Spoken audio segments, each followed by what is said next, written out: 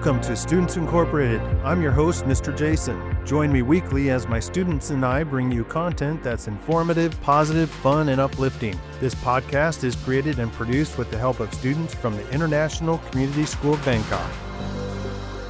Today we are stepping into a world where fashion, patterns, and fabric aren't just about what you wear, it's about what you remember. In an era of fast fashion, there is a quiet, powerful movement happening right here in Thailand that prioritizes the slow, the deliberate, and the timeless. Today we are talking with Khun Tatim, one of the creative forces behind Atelier Pichita, a brand that has spent over 4 decades weaving the story of Thai identity into the global fashion narrative. I'm also joined by co-hosts Highlight and Esther. But before we get into our first segment, let's hear our quote of the day and get some headline news. Elegance is not about being noticed, it's about being remembered. Giorgia Armani. This quote perfectly captures Armani's philosophy that true stock trends and spectacle. The word couture captures this concept. Couture means that there is more than what meets the eye. It's an experience that lingers.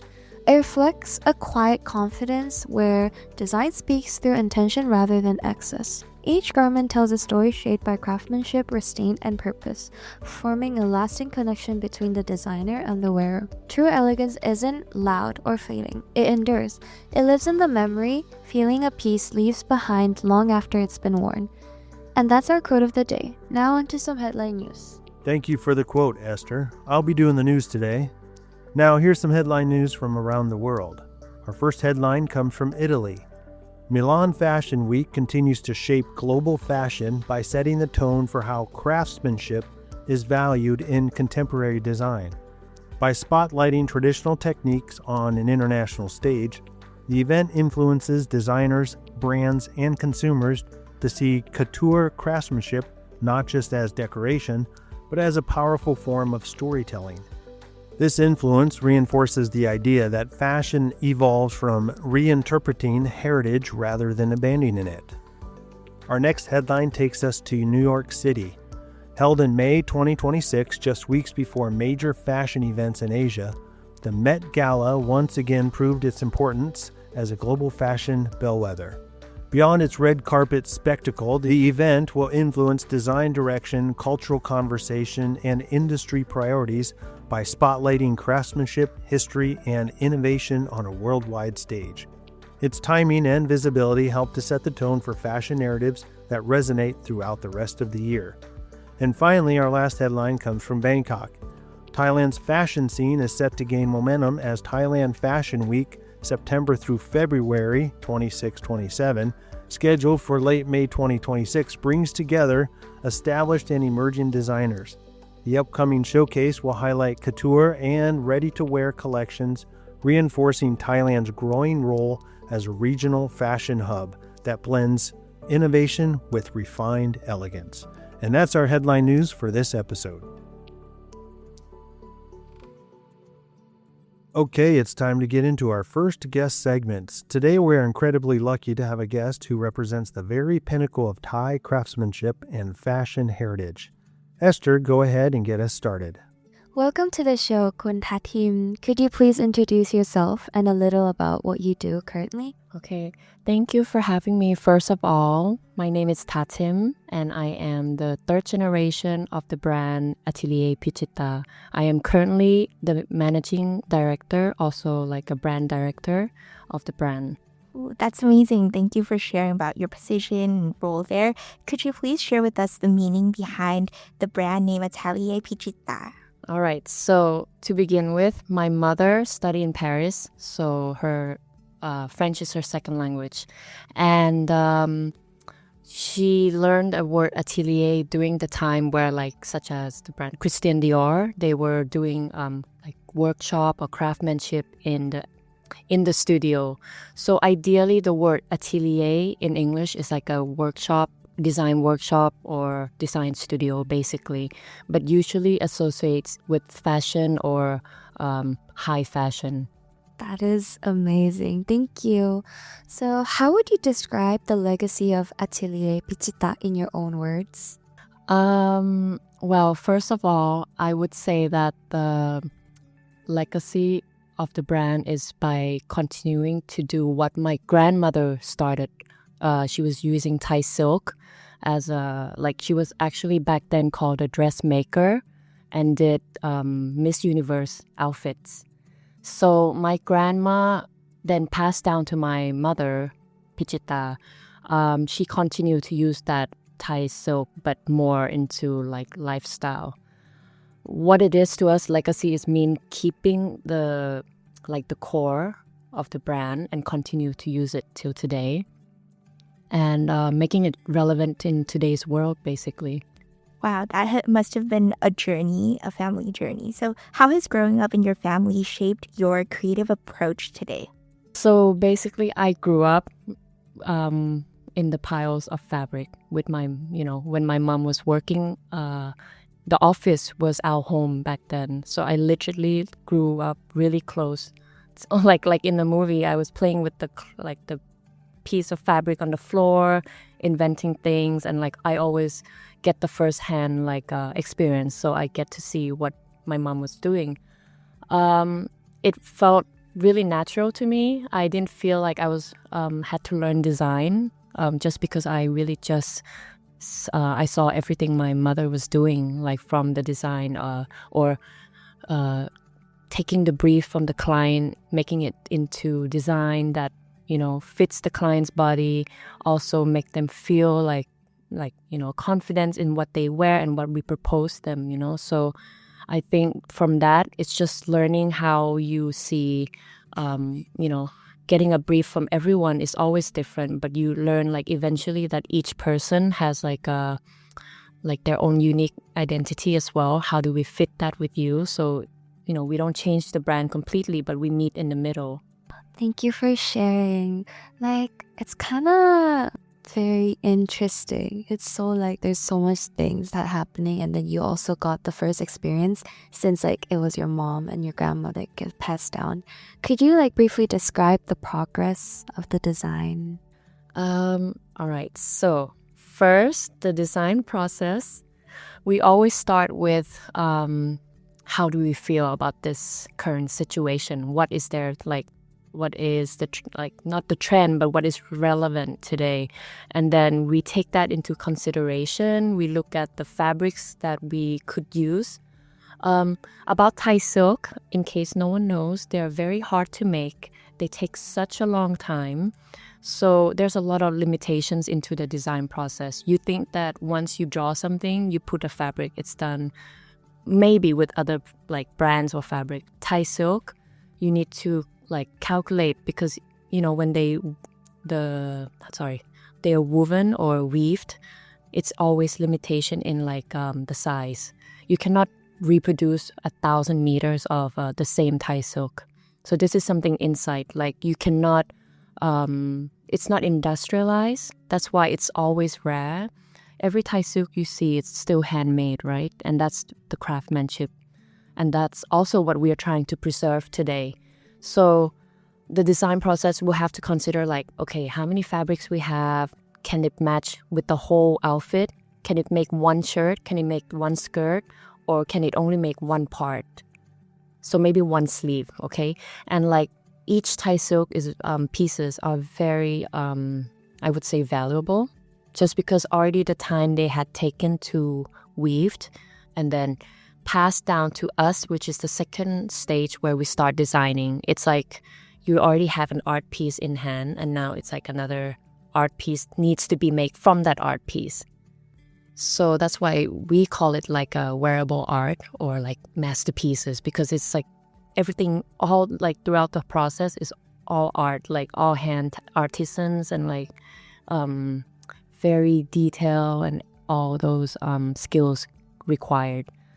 Sorry, I'm just describing in case, but yeah. So to go back to the design, once we gather all that information, we look at what is relevant, and then we say, okay, let's make this concept. For example, let me just talk about the design that you've seen in the 45 years anniversary.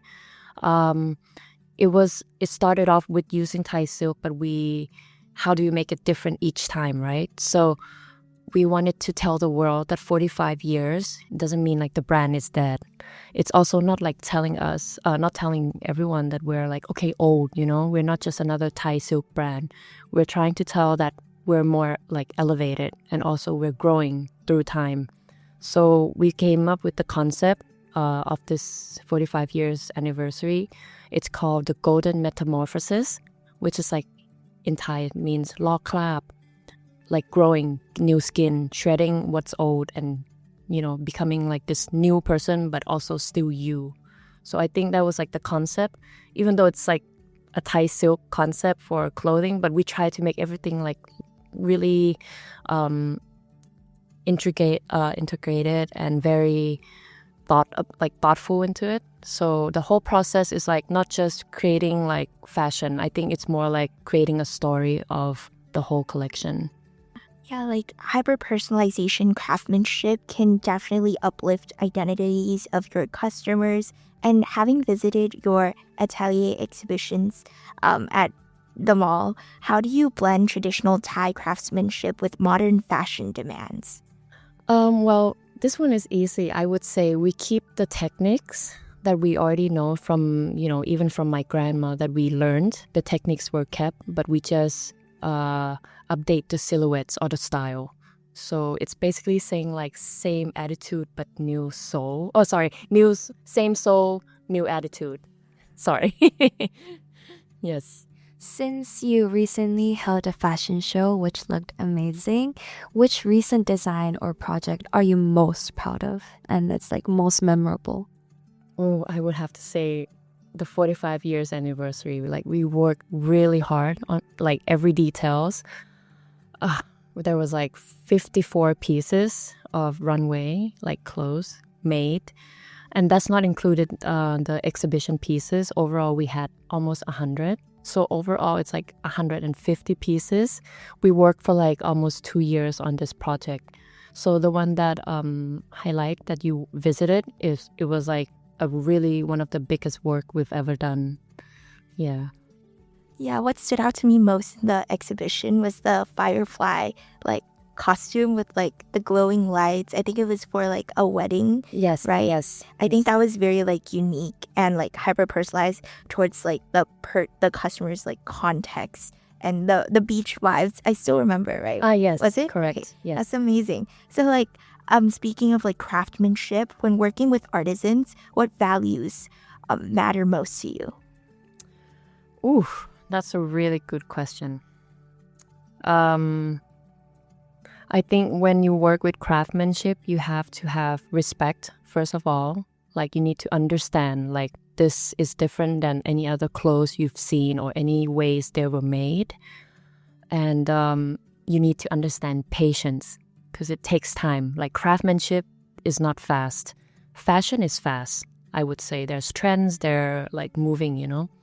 But craftsmanship is more about telling a story and recorrecting or redefining anything that's, maybe not perfect, but we do it with more refined approach to it. So that's why I think also, in case you didn't know, but fashion and luxury are really different.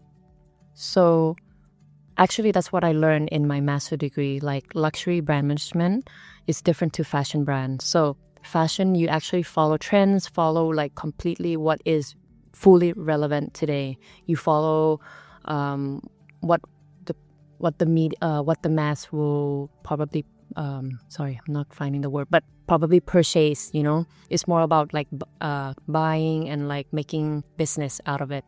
Craftsmanship is more like telling a story. You continue to be authentic to who you are. You don't really change through time. You adapt, but you keep what your value, what is good or your strong suit. You keep that, but you also try to make sure that you don't stay too back in the past.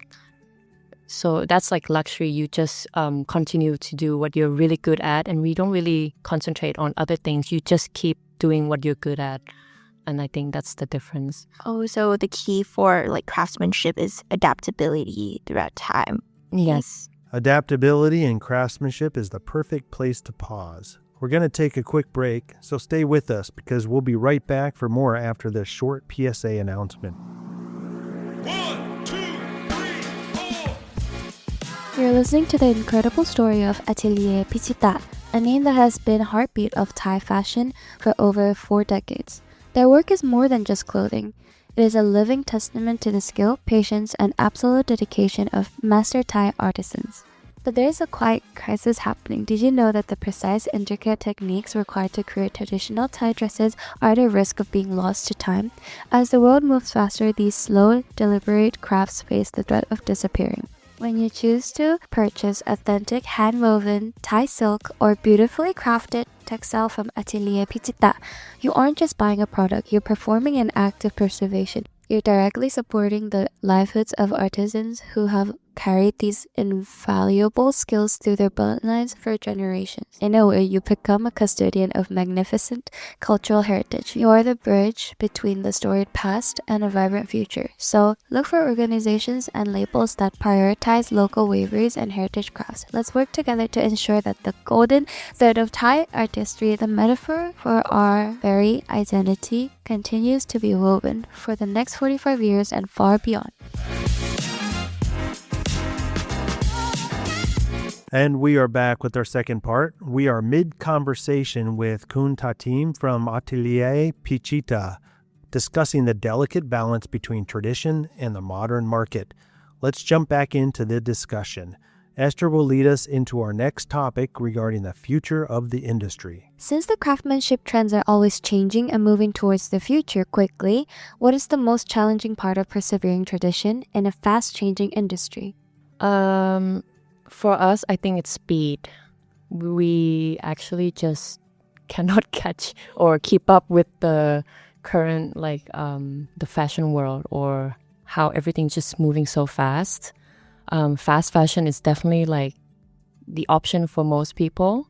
So it's actually completely different, opposite to what we do. We are doing craftsmanship where things takes time consuming, and it's all about being very detailed, attention to details.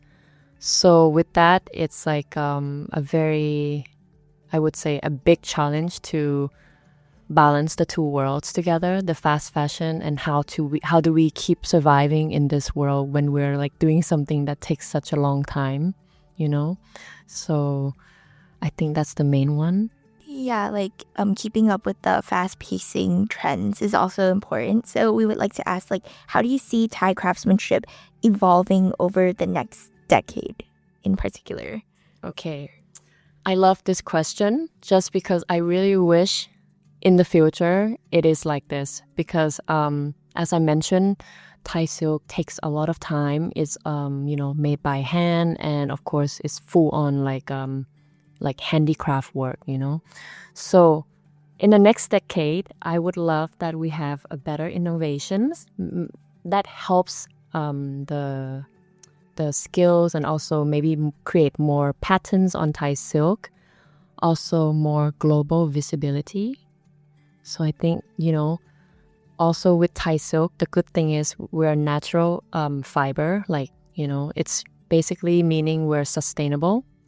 And I think that's what the world needs right now. We don't need another polyester or, plastic synthetic fabric, especially on your skin. That helps, it's actually not breathable. And a lot of them are causing cancer, with the chemical and everything. With Thai silk, we use a lot of natural dyes, and, everything is passed through hands. So it's all natural process. And, I think the world is in crisis. So this would be the way to go, valuing what we have. That is already good, but pushing it to the world, making people wear actually good stuff, good quality, and appreciate the craftsmanship. When people wear your pieces, what message or feeling do you hope they experience? So ideally, I would love that everyone who wears Pichita feels confidence, and they feel it's not just I look good, but this piece that they're wearing has a story to it. They feel like they're participating in something that's, like pushing like a local artisan to have a job, or a brand that like values like sustainable fabric and also heritage, everything, it's all combined into one piece. And I want them to feel like they're wearing like a wearable art or a masterpiece. พี่ Tatim คะ what advice would you give to a young person who would like to join this industry of luxurious craftsmanship? Okay, so first, I would say it's important to really know that you really want to do this. So once you do want to go forward with this, you need to learn like every basics, because that's the ground like base where it will make you learn all the skills, all the details, and then you will find your own path of where you want to go. Just similar to the journey I had as a student when I learned multimedia design. I learned graphic designs, 3D, web design. So the same, it's like giving you a chance to learn, and then you move forward to knowing what you really want to do. From that, you need to learn also crafting your own skill. So once you choose your skill, and then move forward with how can we build that skill to make it last and become yours, So that's how you create your own identity into what you already learned as a base.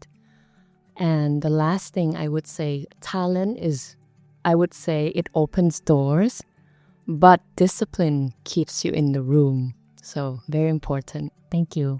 Khun Tatim, thank you so much. That is such great advice. I like what you just shared. Talent is what opens doors, but discipline is what keeps you in the room. Such a good piece of advice. It's been an honor to have you in the studio today. To our listeners, we hope this conversation gave you new insight and a new perspective on this unique world of luxurious fashion and the creative forces behind it.